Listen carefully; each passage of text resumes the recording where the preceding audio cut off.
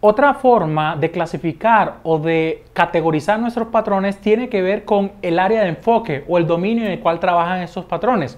No todos los patrones de arquitectura nos van a servir para solucionar los mismos problemas.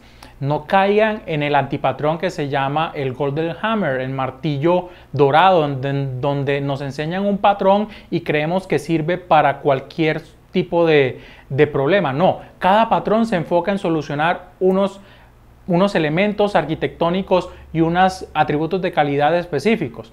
De esta categorización que podemos encontrar en la literatura, los más relevantes que podemos ver son los patrones POSA, los patrones de Bushman, los Pattern Oriented Software Architecture, o sea, las arquitecturas de software orientadas a patrones. Es una categorización, digámoslo así, realmente son libros en los cuales se definen 5 tomos o 5 tipos de lenguajes de patrones que van desde los sistemas de patrones, desde los lenguajes de patrones, donde están los patrones más simples, los más conocidos, y pasamos a patrones de sistemas, o sea, patrones que se utilizan dentro de arquitecturas de sistemas complejos, de integración de sistemas y de utilización de sistemas dentro de otros sistemas. Vamos a hablar del tomo 1 de esos 5 libros. Esos libros pues, se pueden adquirir todavía en cualquier biblioteca en internet o también en bibliotecas especializadas. Los patrones POSA de lenguaje de patrones o de sistema de patrones categorizan los patrones en 4 grandes grupos, que son los patrones iniciales o los patrones que le dan la primera estructura a la aplicación, que los denominan ellos del fango a la estructura, from the mud to the structure. O sea, son patrones que le dan esa forma inicial a la aplicación. No necesariamente son patrones orientados al desempeño o a la disponibilidad o a la seguridad, sino que le permiten dar mayor o una mejor mantenibilidad a la aplicación. El segundo tipo de patrones son los patrones de sistemas distribuidos. El tercer tipo de patrones son los sistemas interactivos y el cuarto tipo de patrones son los sistemas adaptables. Si ustedes se dan cuenta, las 4 categorizaciones que maneja Bushman se orientan mucho al tema de mantenibilidad y algunos al tema de desempeño, pero no directamente sino indirectamente, como son los sistemas distribuidos. Pero más que todo quieren lograr tener mayor mantenibilidad de la aplicación. Empecemos hablando por los patrones de la primera categorización, o sea, del fango a la estructura. Allí tenemos los patrones como la arquitectura por capas. La arquitectura por capas no es una arquitectura compleja, es una arquitectura bastante simplista, pero es una arquitectura que le da una forma inicial a la aplicación. No es una arquitectura en la cual vas a lograr mayor desempeño ni una mejor mantenibilidad si no la haces bien, pero te puede dar una organización inicial, una jerarquización inicial de tus componentes y un principio clave que hablamos desde el principio en el ISO 90, una asignación clara de responsabilidades de cada uno de los componentes en la separación por capas. Entonces, esa primera aproximación de patrones por arquitectura por capas nos da esa forma inicial de la aplicación. No es la panacea de las arquitecturas, pero te ayuda a estructurar tu aplicación. El segundo tipo que vamos a encontrar aquí son las tuberías y filtros. Es el patrón más viejo de arquitectura, es un patrón simple también, pero que permite organizar el flujo de la aplicación en una serie de procesos secuenciales, desde el inicio hasta el final, que le va a permitir como desarrollador o como arquitecto mantenibilidad del software por la separación, por la modularización de los componentes y de esta manera hacer reutilización, poder quitar componentes y poder reemplazar componentes sin que los componentes adyacentes se vean involucrados.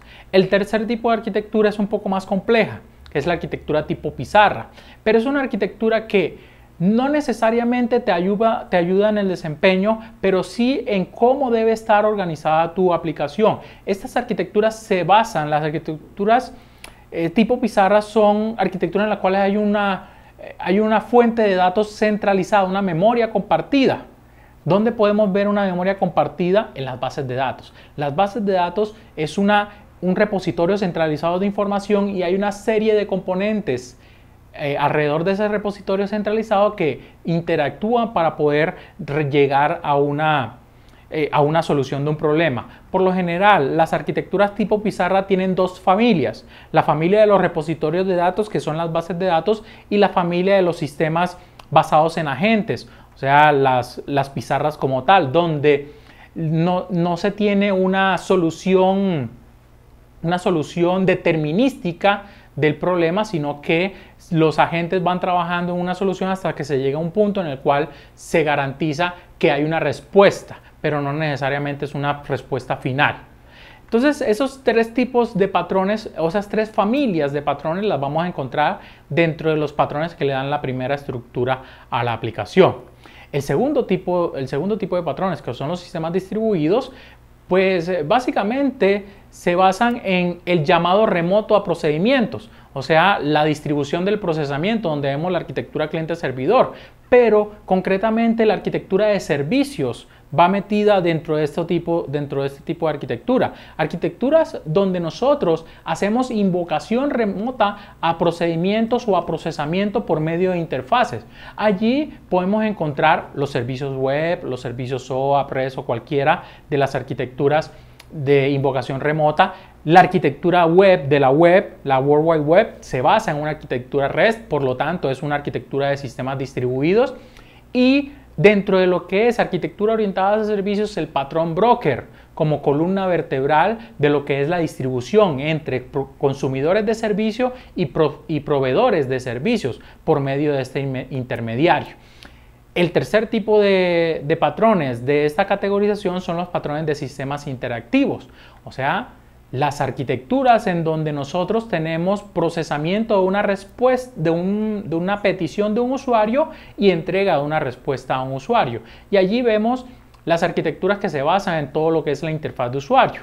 Básicamente el patrón más importante de los sistemas interactivos es el patrón MVC, que hay muchas concepciones acerca de este patrón, pero que realmente lo que busca es separar la interfaz de usuario de todo lo que es el procesamiento para permitir una asignación de responsabilidades clara, una modularización y una reutilización de los componentes que no son de interfaz de usuario, no depender de la interfaz de usuario. Por último, tenemos los sistemas adaptables.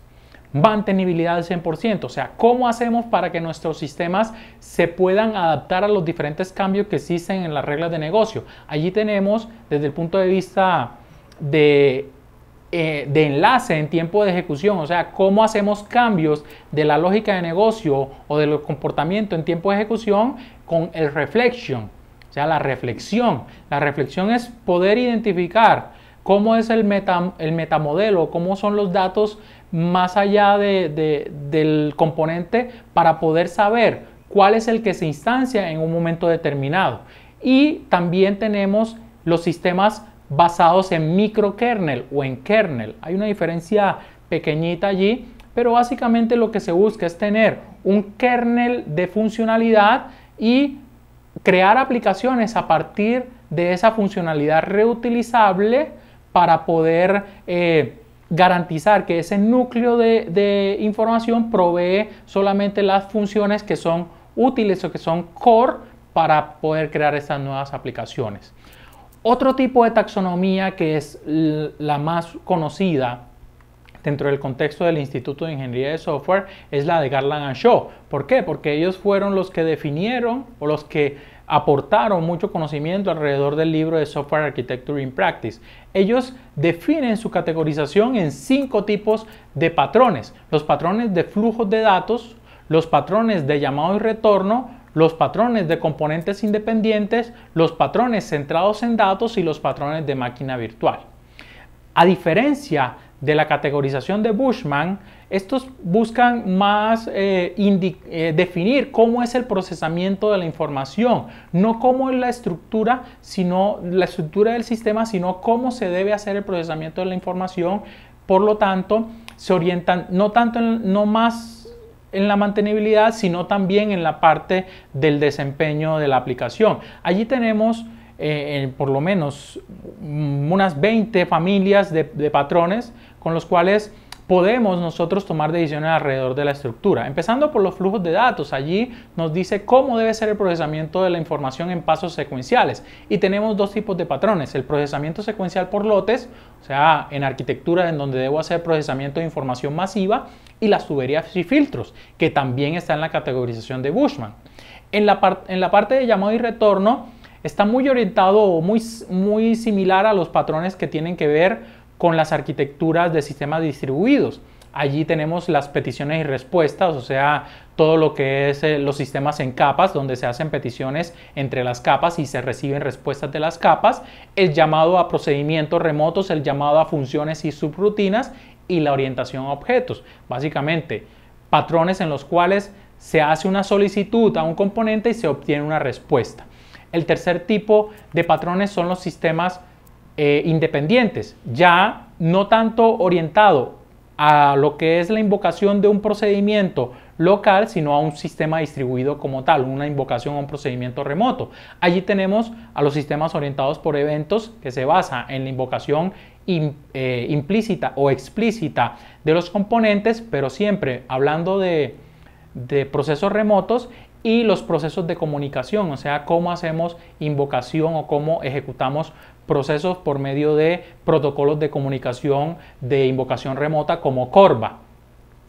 El cuarto tipo de patrón, que son los centrados en datos, pues tienen la pizarra y los repositorios, como habíamos hablado en la categorización de Bushman, se centran en tener una memoria compartida en la cual se trabaja con agentes externos, o sea, siempre el eje central de este tipo de arquitecturas es la definición de un repositorio de datos, diferente a la orientación a objetos, que la orientación a objetos busca es el procesamiento por medio de llamados a subrutinas, a componentes individuales.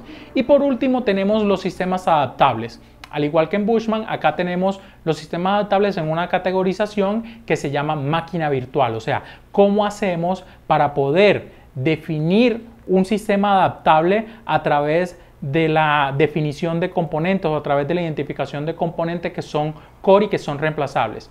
Aquí tenemos dos tipos de patrones, los patrones de sistemas de intérpretes como los compiladores y los patrones de sistemas basados en reglas, que los sistemas basados en reglas pueden ser una unión entre lo que es un sistema de pizarra y un sistema de inteligencia o un sistema de arquitectura de inteligencia artificial.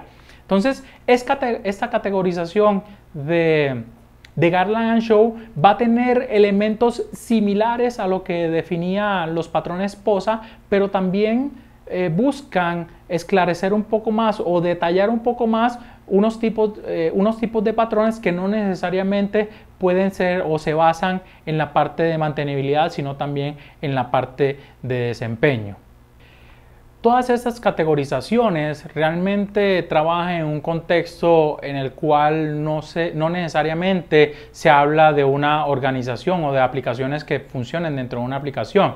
Si nosotros miramos referentes como Microsoft, ellos definen unos patrones que se pueden utilizar o que pueden existir en la mayoría de las aplicaciones dentro de una organización.